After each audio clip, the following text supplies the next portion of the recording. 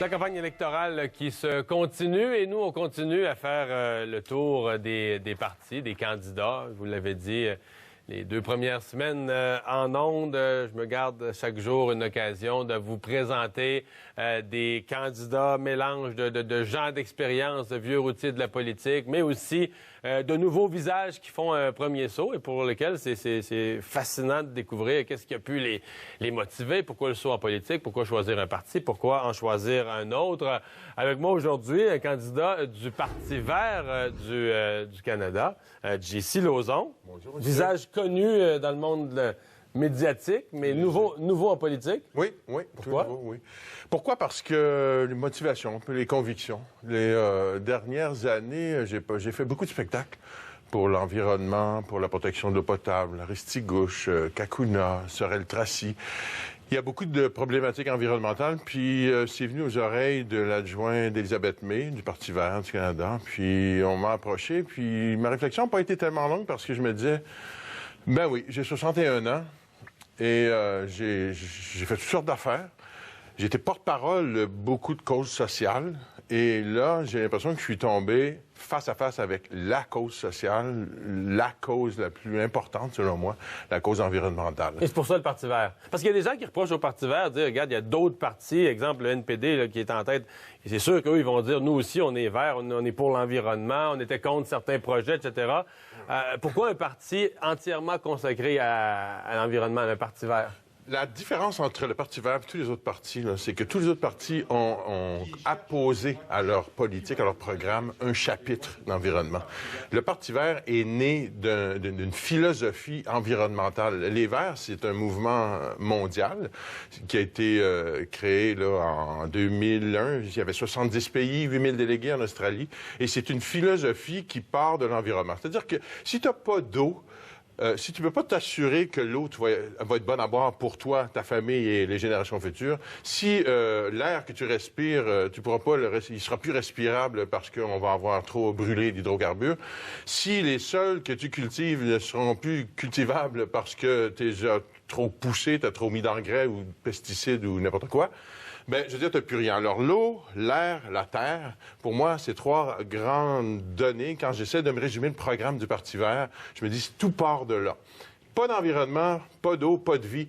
C'est ça, je réponds aux souverainistes. J'en veux un pays, moi aussi, mais un pays où il n'y aurait pas d'eau, un pays où on ne pourrait pas cultiver la terre, un pays où l'air serait irrespirable, comme ça se passe déjà. Je veux dire, il y a quand même un cri d'alarme qui est lancé par des grands noms de ce monde, des grands dirigeants de ce monde. Il y a Barack Obama qui a dernièrement statué là-dessus. Et il y a le pape aussi, qui avait 1,2 milliard de catholiques, de chrétiens dans le monde qui ont été avisés que, la terre est notre maison commune, dans les mots du pape. Et il y a urgence de s'occuper de ça avant toute chose. Alors moi, je suis tombé sur la vision verte du Parti vert et j'ai aimé tout ce que j'ai lu là. Et c'est faux de dire que c'est le parti d'une seule cause, parce que la cause du Parti vert est d'abord et avant tout l'environnement, mais de l'environnement découle toutes nos vies.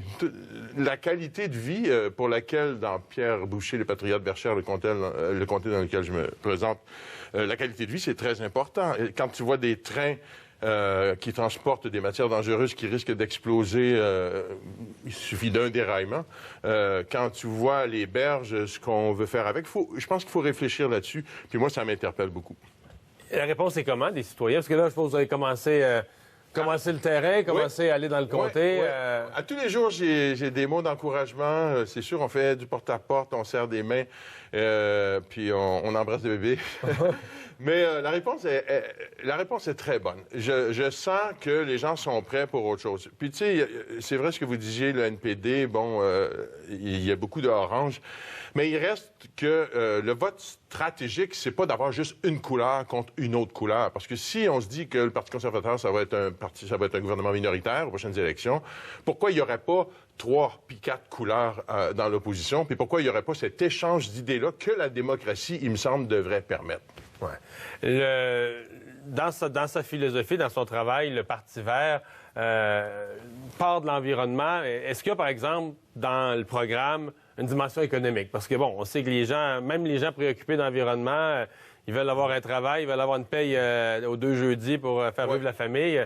Est-ce qu'il y a un réalisme économique dans ça? Il y a un réalisme économique. Moi, je ne suis pas un économiste, là, mais ce chapitre-là m'interpelle beaucoup aussi parce qu'il y a toute la dimension des énergies renouvelables. Et il y a beaucoup d'argent à faire avec des affaires vertes. Le solaire, les derniers 5 ans, les panneaux solaires ont diminué de moitié de prix.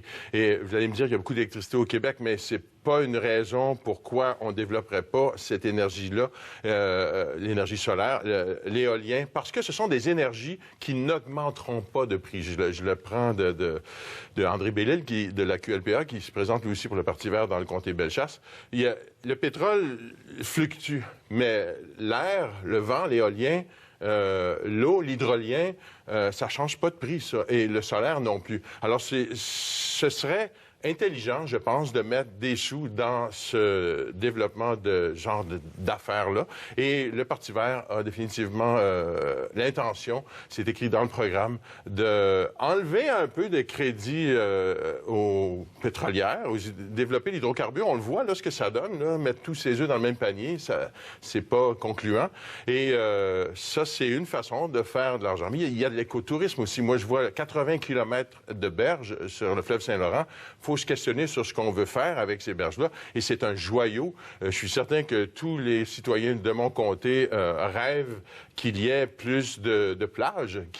Tout le monde veut se réapproprier le fleuve. Alors ça, il y a des affaires à faire aussi de ce côté-là.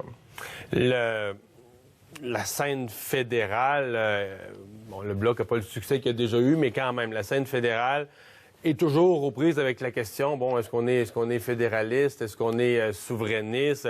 Le Parti vert est un parti pan-canadien. Est-ce que vous pensez que vous allez avoir le vote des souverainistes? Est-ce que vous pensez qu'il y a des souverainistes qui sont à l'étape de se dire l'environnement, c'était rendu assez important que ça dépasse tout le reste? Oui, absolument. Moi, je dis que je suis passé de souverainiste à riverainiste. Il y a 8 villes de mon comté sur 11 qui sont au bord du Richelieu ou au bord du fleuve.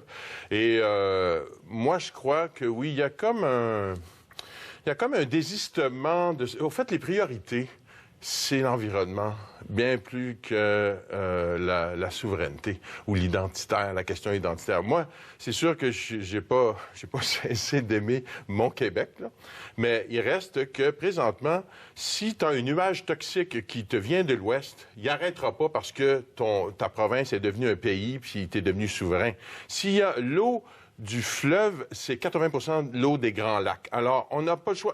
La souveraineté, il y a des aspects de la souveraineté qui sont intéressants.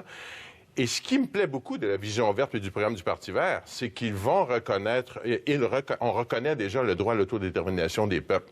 Alors, il faut absolument s'entendre avec nos voisins.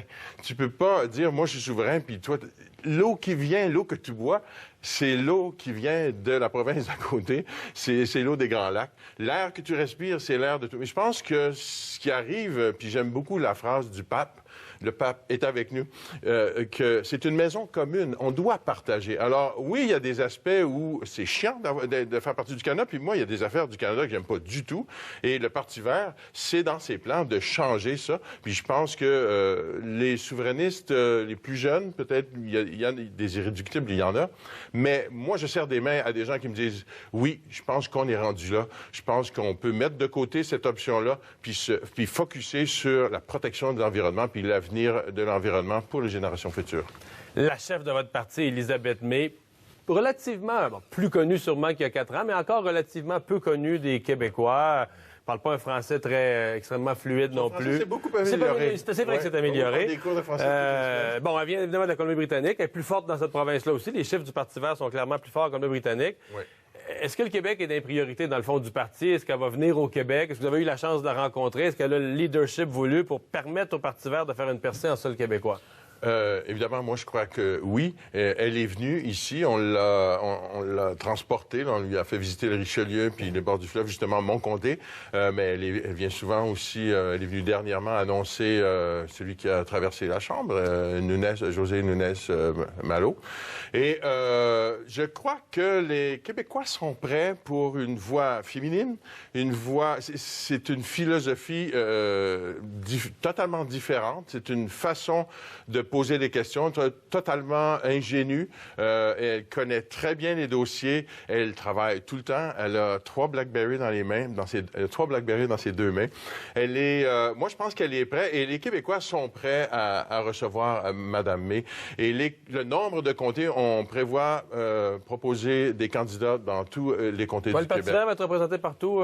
Oui, c'est ça qu'on vise. Je crois qu'on approche on s'approche des 78, là. Enfin, c'est 78. Comté, ouais. Je pense qu'on dépasse les 50, mais si ça vous tente, mesdames et messieurs, venez faire appeler au Parti vert, partivert.ca. Il y a beaucoup d'informations là, mais il y a une fébrilité dans l'air pour l'environnement, puis moi, ça me plaît beaucoup. Est-ce que J.C. Lauzon se présente avec l'idée de dire je veux porter un message, je veux faire entendre le message du Parti vert ou avec l'espoir de gagner ce comté-là? J'ai l'espoir de gagner et les gens qui me rencontrent, qui me serrent la main, m'encouragent. Alors, c'est sûr que je m'embarque pas là-dedans pour perdre. Mais il reste que le premier élan pour moi, ça a été OK.